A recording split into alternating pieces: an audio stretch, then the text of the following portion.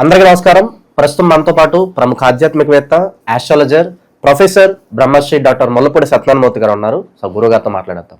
నమస్కారం గురుగారు. నమస్కారం మణికంఠ గారు. గురుగారు, సెప్టెంబర్ మాసం సింహరాశి వారి పరిస్థితి ఏ విధంగా ఉండబోతుంది? మనకి చంద్రగ్రహణం ఉంది, దీని తాలూకు ఇంపాక్ట్ ఎలా ఉంటుంది? ఓవరాల్గా వీళ్ళకి పాజిటివ్ ఉంటుందా, నెగిటివ్ ఉంటుందా? ఎలాంటి జాగ్రత్తలు తీసుకోవాలి ఈ మాసంలో?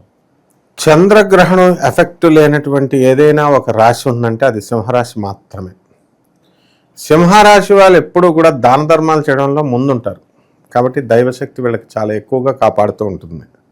అందులోనూ ఆత్మకారకుడైనటువంటి రవి వీళ్ళ కన్యారాశిలోకి రావడం, ఆ తర్వాత తులారాశిలోకి కొంత సెకండ్ భాగం సెప్టెంబర్ 15 తర్వాత ఉండడం, ఇవన్నీ కూడా జరుగుతూ ఉంటాయి. కాబట్టి ఆదాయాల దగ్గరికి వచ్చేసరికి ఈ యొక్క సింహరాశి వాళ్ళందరూ కూడా ఎక్కువగా సంపాదిస్తారు. ఉద్యోగాల్లో ప్రమోషన్స్, వీళ్ళ చేతుల మీదుగా డబ్బు నిర్వహణ అనేటటువంటిది జరుగుతుంది. ఎక్కువ మందికి డబ్బులు టర్నోవర్ చేస్తారు కాబట్టి క్యాషియర్లుగా ఉండేటటువంటి వాళ్ళు ఎవరైతే ఉన్నారో వాళ్ళకి ప్రమోషన్స్ రావడానికి అవకాశాలు ఉన్నాయి. బ్యాంకు మేనేజర్లకు ప్రమోషన్లు రావడానికి అవకాశాలు ఉన్నాయి.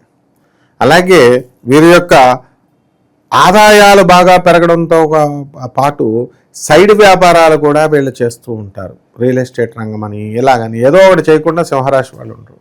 వారికి అందరికీ కూడా అన్ని రకాల సైడ్ల నుంచి కూడా ధన ఆదాయము అనేటటువంటిది వస్తుంది.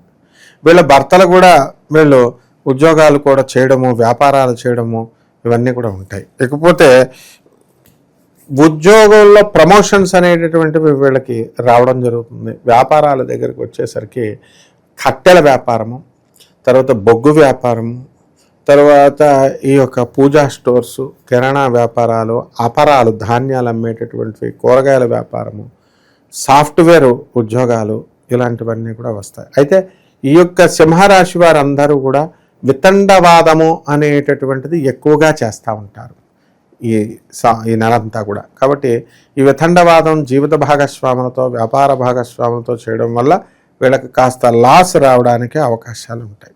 అయితే వీళ్ళ యొక్క ప్రతిభను మొత్తం ప్రపంచం అంతా కూడా ఈ నెలలో గుర్తిస్తూ ఉంటుంది.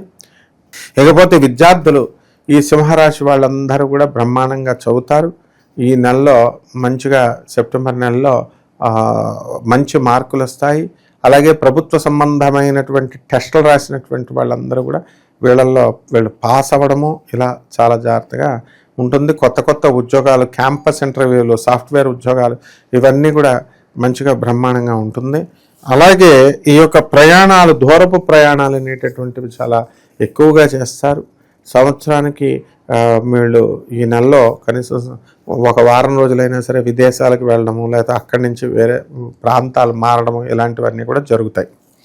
ఇకపోతే మనకి సాధారణ ఫలితాల దగ్గరికి వచ్చినప్పుడు, రైతులను మనం తీసుకున్నప్పుడు, ఈ యొక్క సింహరాశి వాళ్ళకి అష్టమంలో ఉన్నటువంటి శని, అలాగే వితండవాదాలు చేస్తూ రైతులు కూడా వ్యవసాయం చేస్తారు కానీ వితండవాదాలు చేస్తూ ఉంటారు. కాబట్టి రైతులు కొంచెం వ్యాపారం, ఈ యొక్క వృత్తిలో రాణించడానికి అవకాశాలు ఉన్నాయి. అలాగే పనులన్నీ కూడా, ఏ రకం పనులైనా సరే ఈ యొక్క సింహరాశి వాళ్ళందరికీ కూడా కాస్త లేటుగా జరగడం జరుగుతుంది.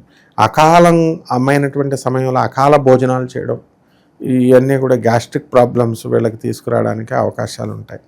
కాబట్టి వీళ్ళ జీవితం ఒక మిస్టరీగా, ఒక అద్భుతంగా వీళ్ళకి ఉండడం అనేటటువంటి జరుగుతుంది. అలాగే ఈ సింహరాశి వారికి మామూలుగా మనకి ఆరోగ్యం దగ్గరికి వచ్చేసరికి కొంచెం బాగుండలేదని చెప్పాలి.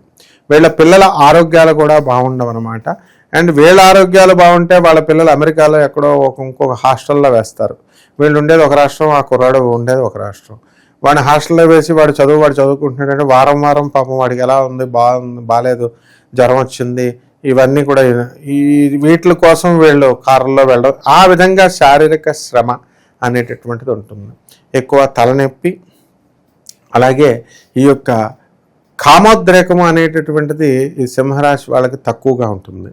అందువలన వీళ్ళంతా కూడా ఎక్కువగా ఈ యొక్క బాడీ అనేటటువంటిది చాలా వేడిగా ఉంటుంది కాబట్టి ఎక్కువగా విరోచనాలకి, మోషన్స్కి, ఆ తర్వాత జ్వరానికి, లో జ్వరానికి, ఇలాంటి వాటికి గురి కావడానికి అవకాశాలు ఉంటాయి.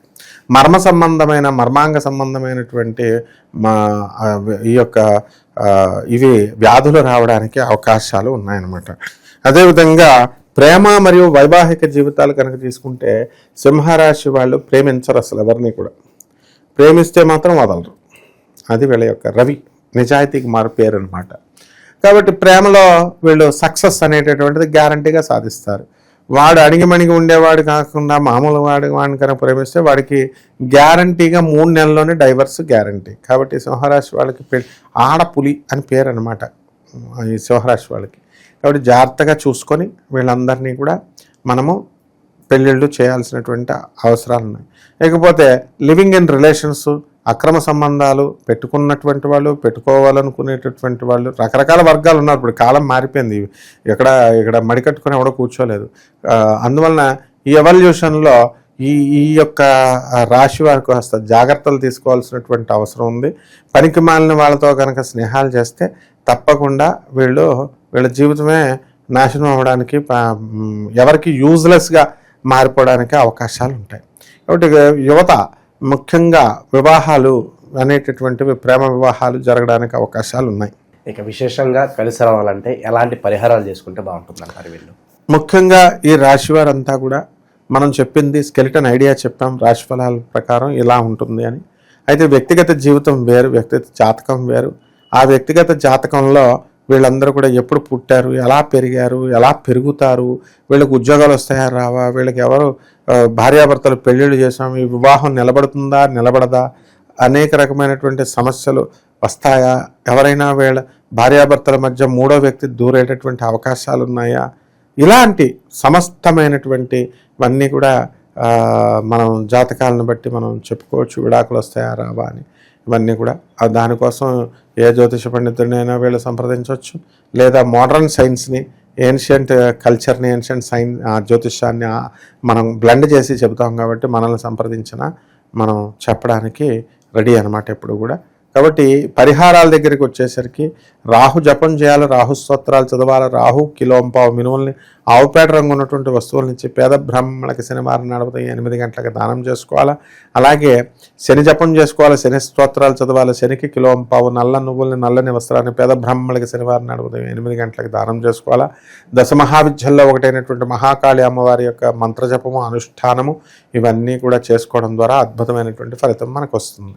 ఓవరాల్గా ఈ రాశి వాళ్ళ పరిస్థితి ఈ మాసం ఏ విధంగా ఉండబోతుందో చాలా బాగా వివరించారు. ధన్యవాదాలు. ధన్యవాదాలు.